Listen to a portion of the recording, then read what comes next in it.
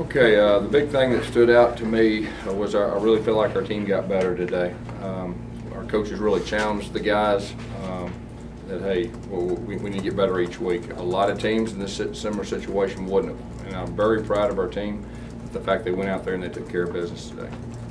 Questions? Did you assess Jeremy's play today? I thought Jeremy did a solid job. I think he made some good decisions. Our line protected him extremely well. He's been playing very well in practice and carried over today. Gus, can you just explain why you chose not to redshirt him and ended up playing him today? Well, he's been in the mix for a couple weeks now, and our starter was not 100% healthy, and so we felt like it was a great time to get him in there, and we feel like he'll help us the rest of the season. Now I'm going to make this clear: Nick Marshall's our starting quarterback. When Nick's 100%, he'll be back. But the great thing is that we feel very good about Jeremy, and it was great to get him some in-game experience moving forward. So you removed the red shirt, but there's no competition at all. Nick is the Well, Nick's our starting quarterback, and that's the bottom line. But at the same time, Jeremy will help this team win the rest of the season. Is there ever a thought, if Nick can't get 100%, was there a thought to taking the red shirt off him just in case he can't play? Well, we've been thinking about playing him for a couple of weeks now, and so I just thought the timing was perfect. And of course, Nick needs to be 100%, and so we'll see where that's at. Nick took warm-up snaps. It kind of looked like he was doing the whole normal drill, and obviously didn't get in. Was there any thought at all, maybe pregame, of having to play a couple just to get him loose? No, we wanted to rest him, make sure that he's 100%. Do you expect him back for A&M or? We're hoping so. We'll see where he's at, tomorrow and Tuesday at practice. What did doctors say about the knee that made you think he probably couldn't go? Well, I'm not going to get into all the personal things, but we just want him 100% when he comes back. You set a school record for total offense today, over 700 yards. Just talk about that. I mean, obviously that's a lot of numbers. Well, like I said, I'm proud of our team.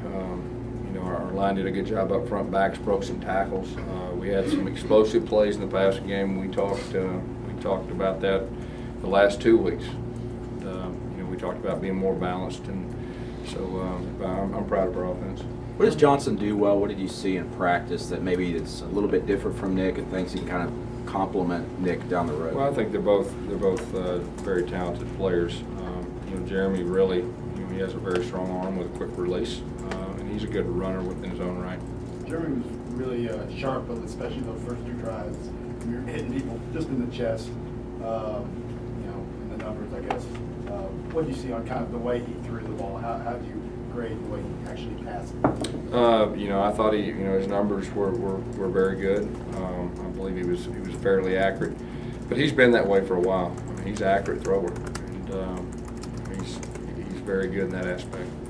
You're trying to downplay. I see that the performance that he had, and you're saying very strongly that Nick is still your starter. Do you worry about a controversy? No. Getting into this game? No, none at all. I think what we proved today is we got 2 very capable quarterbacks, and I think they'll do nothing but help us, moving forward.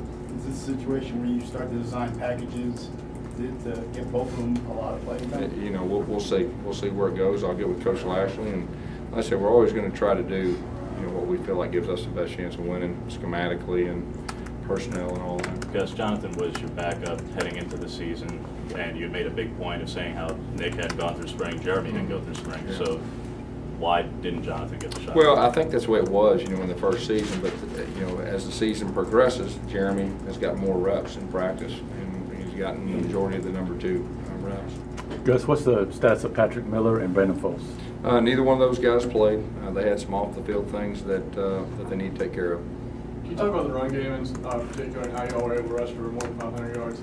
Yeah, that was a really good thing. We're a run play action team, and anytime we can run the football effectively, it opens everything else up. And I thought our line did an outstanding job. And I thought our running backs broke some tackles, and we've been talking about that. There was a point in the game where Jeremy went deep and missed a guy wide open. You ran another play, and you went right back to another post play, and he hit the guy right in stride. Mm-hmm. Is that one of his strengths, that he's able to forget about the last play, move on to the next one, and not make the same mistake twice? He's been very accurate throwing the football, and I think anytime it's your first time, to be out there, you're going to be a little jacked up your first deep ball, and of course he overthrew it and he settled down. But he's been extremely accurate in the passing game and then also the deep balls. How do you feel now going on the road at Texas A&M about your team? You think they're ready for that? Well, all I can say is we've gotten better each week, and that's been the name of the game throughout this season. And I like where our team's at now. I mean, obviously that's a huge challenge, but I like the fact we're getting better.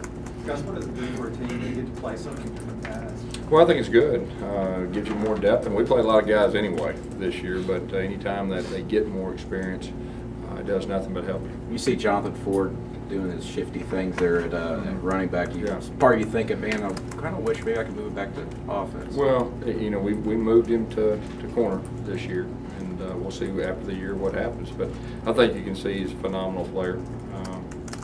With the fact that we've got 3 experienced backs, obviously has something to do with that. But he's a threat. There's no doubt. What did you say to Jeremy when you took him out, after he scored that 4th time? What did you say to him about his game? Really not much. I mean, I just shook his hand, and of course, it's we'll evaluate him and grade him and all that. But I thought overall he had a solid day. If for some reason you guys were in a tight game today, obviously it wasn't, would you have been able to put Nick out there if you needed to? I don't know. We would have to make that decision as we went. Gus, was Sammy injured at all today?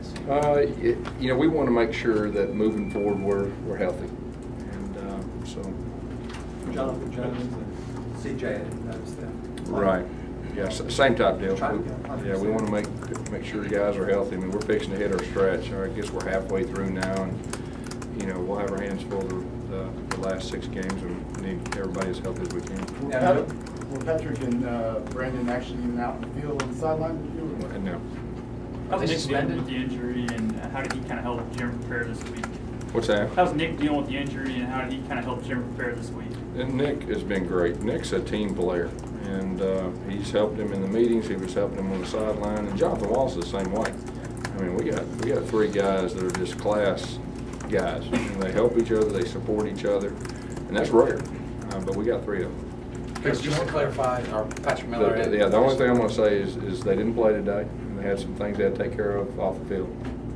Can you give a big picture review of the midpoint of the season and opportunities that still lie ahead? I'm proud of our team. Through the halfway through point of the season, I felt like we've done some good things. We've not arrived. We're not there yet, but our guys understand that, and they're getting better, and that's what excites me. We'll see where this thing goes. All right, Coach. Thank you.